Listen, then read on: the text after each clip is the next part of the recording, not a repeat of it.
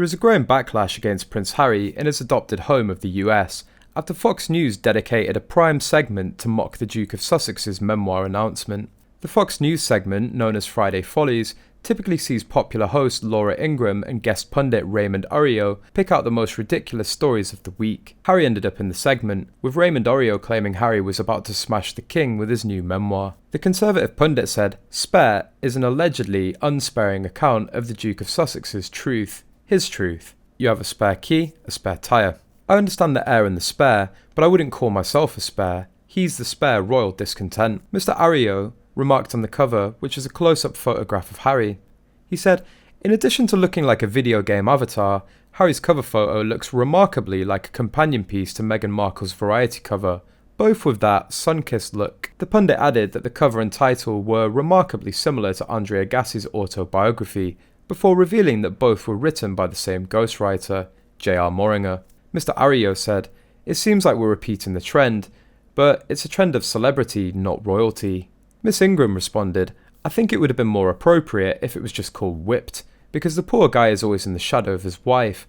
Not that there's anything wrong with that anymore." Harry's book title Spare has been slammed as a pathetic dig at the royal family. It refers to him as the spare to the heir brother William. It's a bit pathetic that he hasn't moved on. Commentators say it shows Prince Harry still begrudges his lower status. Ingrid Seward, editor-in-chief of Majesty magazine, declared, "Being the spare is still at the forefront of his mind all these years later, and he clearly feels belittled by it. It's really a bit pathetic that he hasn't managed to move on. Diana used to call him the spare. Harry would say, 'I'm the spare.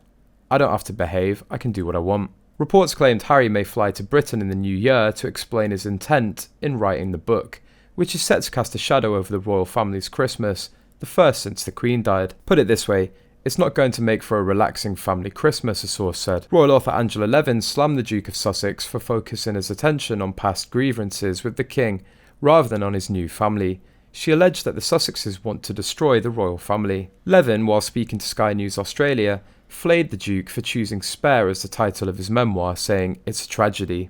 She questioned, does he still feel like that, having left the royal family, found a woman he's absolutely besotted by, got 2 children, an enormous house, all the freedom that he wants? What he's doing is looking back and hanging on to it.